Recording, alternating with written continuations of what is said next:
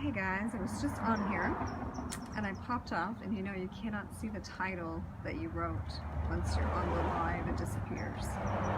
But I realized I didn't address something that I wanted to in the last video, so I wanted to get back on and address this idea of self-created reality construct and taking it down from the inside, because that is what we're in the process of doing. We are deconstructing a reality construct. We are deconstructing a reality construct that we participated in constructing, but has been here for a very long time, has been constructed before, but we were actually called in to deconstruct it because we have skills in doing so. Okay. So how do we deconstruct from within? One way I like to do this, and this is a way that I trained with Lisa Kay in Integrated Consciousness, and it's very internally alchemical, and that is to look at the external constructs to identify something that you don't like or that's bothering you. So you might say certain rules that are happening, okay? Certain authoritative, tyrannical rules, let's say. Then you would go inside yourself and you would say, where do I apply tyrannical rules to myself? Where do I have this same sort of energy playing out in me? And it could be something like, I have to brush my teeth every night. It could be anything.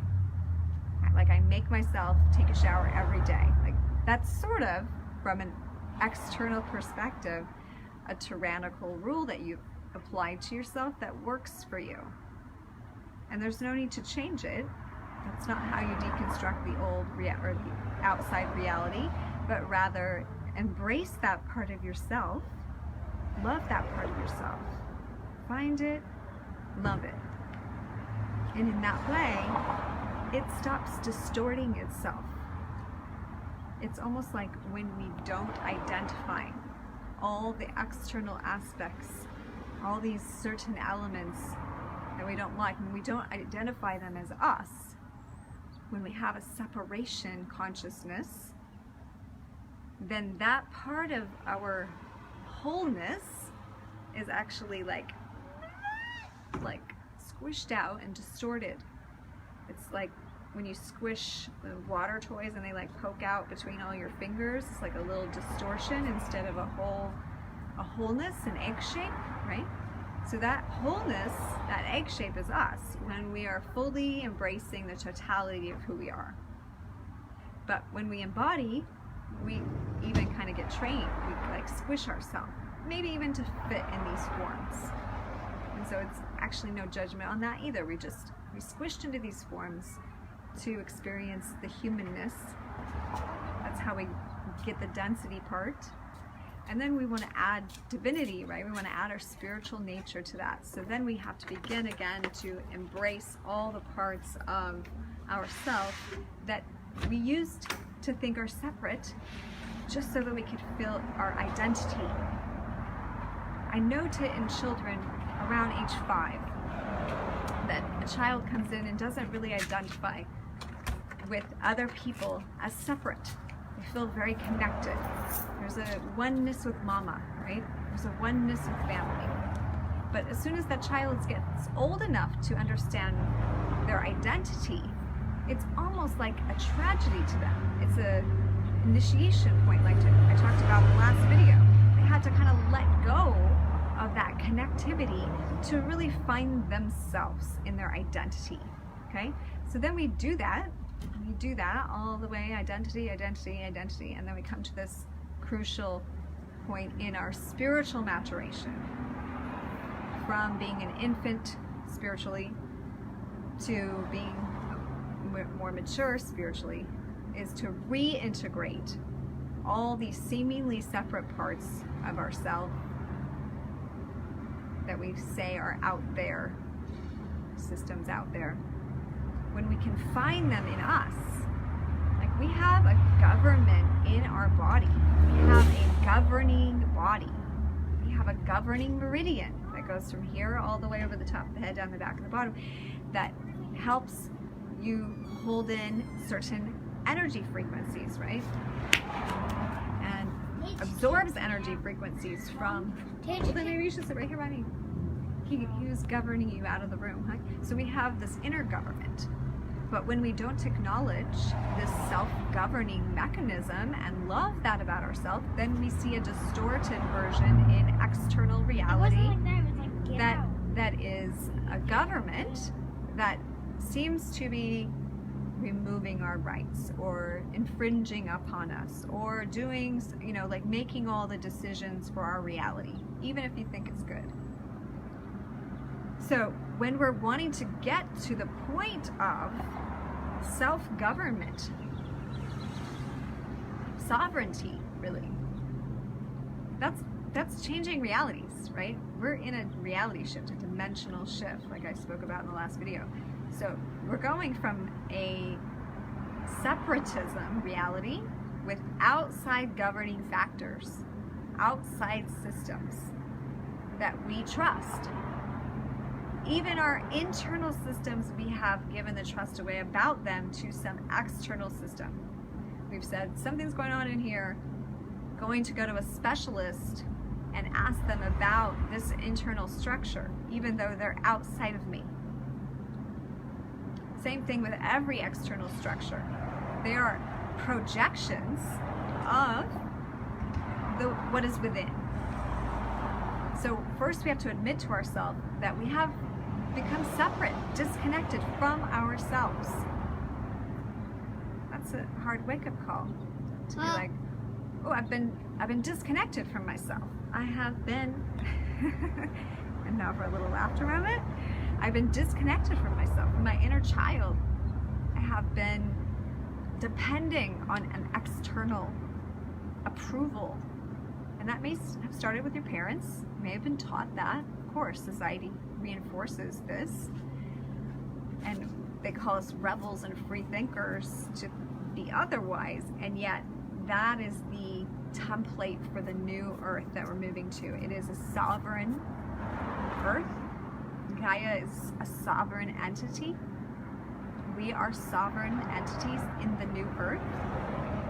We are self-governing bodies and communities in the new earth. So how do we get to there from here? We got to go in here. We got to take it down in here. And take it down seems harsh. Like we have to integrate. We have to love the parts of ourselves that were fractured. And we have to admit to ourselves that we're responsible for our reality. That we created it this way. And if we want to create it differently, we got to own that shit. We got to say, okay, I've been disconnected from myself. I've been putting the trust in my healing into the hands of somebody else. I've been putting the idea of fairness and justness into the hands of someone else. I've been putting the idea, and this is, you know, of course it's good to have factions that run for us in sovereignty that we can agree on. However, before we can have a very healthy external, say, criminal justice system or whatever, actually, if we're all sovereign, we probably don't need that.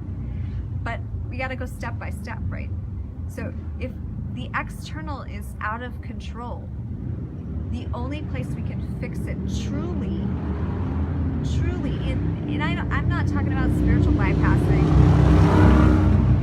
I'm talking about the knowledge that the external world is a projection of an internal reality system. This is the shift to 5D, guys. This is a heart-centered projection. So we've been projecting all kinds of egotistical bullshit into the world, and we have been fearing in our own bodies. I'm no different than you.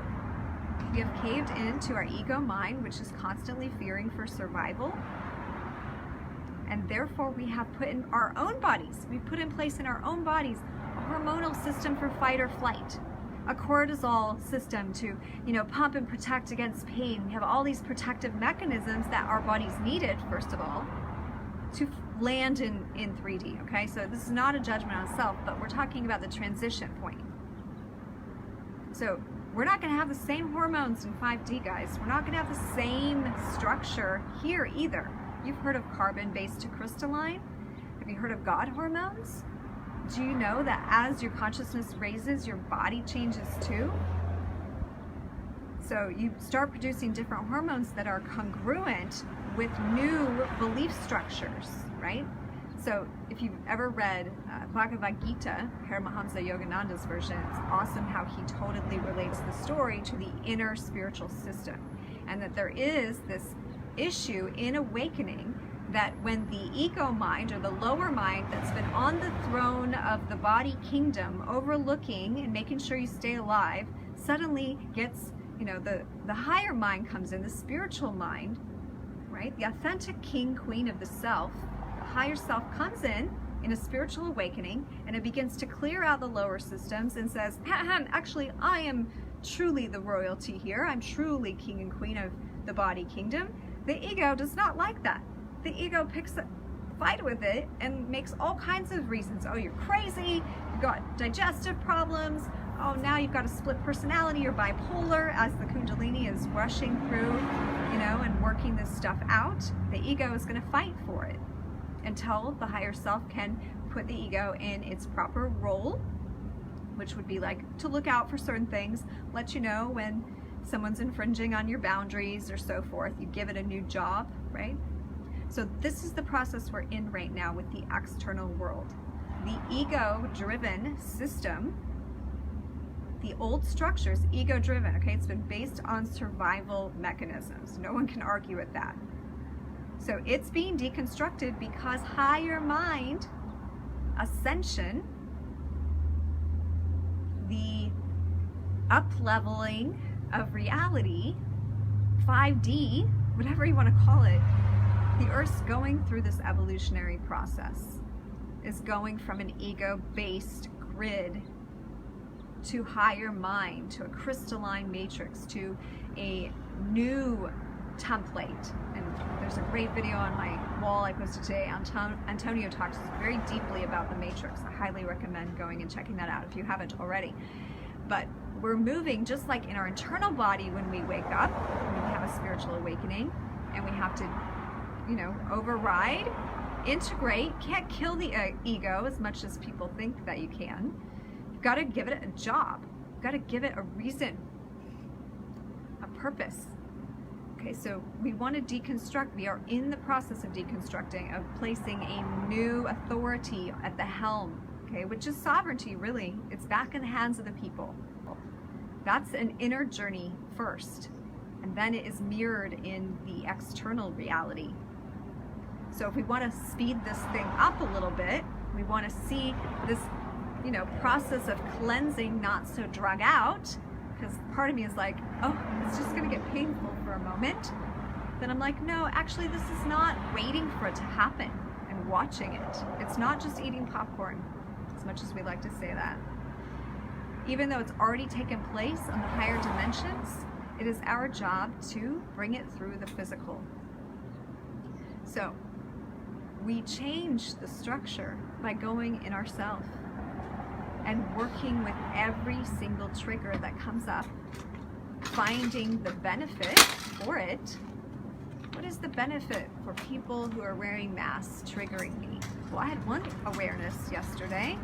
I was like, this is really interesting. To me, masks have always meant someone who didn't want to show themselves. They were hiding their true nature. They were, you know, they weren't showing up authentically.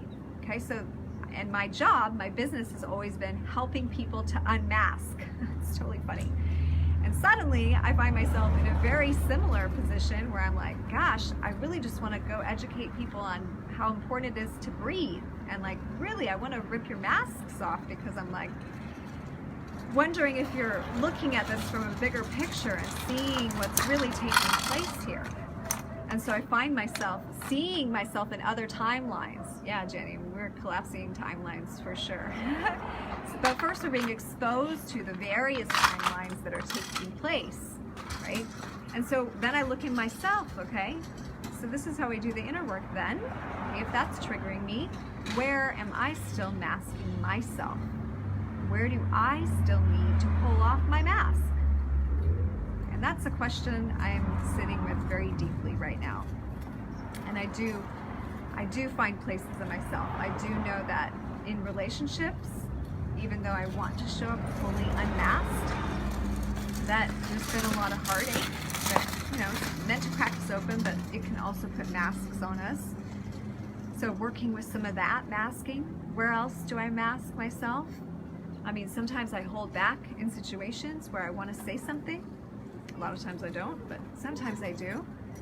And so these are questions we can all ask ourselves that will help accelerate the awakening. So the more we awaken, because the external, again, is a projection. It's all a part of us, a part of the one. And we are a microcosm of the macrocosm. So if that's true, then us awakening ourselves to every little cell in our body, every little belief construct, every little emotion, and that goes to, like, Yoga Nidra is really, really great for this, because it takes you on a rotation of body consciousness where you're feeling right hand thumb, first finger, second finger, third finger, fourth finger, right palm of the hand, back of the hand, wrist. And your consciousness is scanning, becoming aware of every part of yourself. Hi, which everybody. is bringing consciousness to the whole vessel. And when we do that, more of our external reality awakens because we awaken. So if we're like, oh, there's so many people that aren't awake out there, well, that means we got to go back inside and say, okay, what part of me is not awake yet? Like, am I awake fully to my thighs, to the backs of my knees, to my nostrils? Am I fully awake to the space between my teeth? Can I consciously visualize those places? Am I awake to every hair on my head? They say in some scriptural things, God knows every hair on your head. Excuse me. I just got my own saliva. To me, that is an aware consciousness. Does not miss a single element. Also recognizes that nature is always talking to us, always in communion. Everyone that's showing up in this moment in your life, every passerby, every phone call, it's not a coincidence or an accident. It is life talking to us, communicating with us. You okay? Yeah. And so if we fail to recognize that as well, that's a part of us that's still, having a dream, that's asleep, that we could use to bring our consciousness to, so that we can flip this thing quicker. That's what I see. It's my insight on the matter. So if you have any questions about that, let me know. Watching my boy.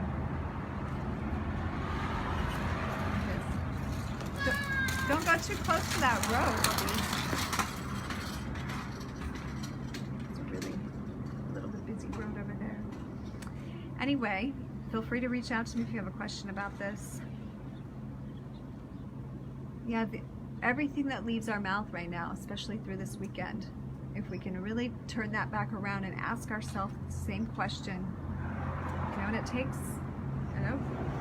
being able to swallow that, putting the ego aside and from a higher self space, be willing to be wrong, be willing to have been asleep somewhere, be willing to suck, be willing to, not have looked there yet, even if you've done 20 years of self-study, like we're going through the mirror. It's all like a new thing right now.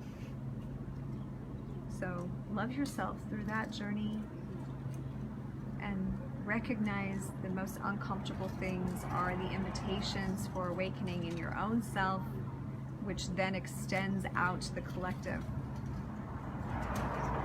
Okay, thank you so much for tuning in again. Love you so much.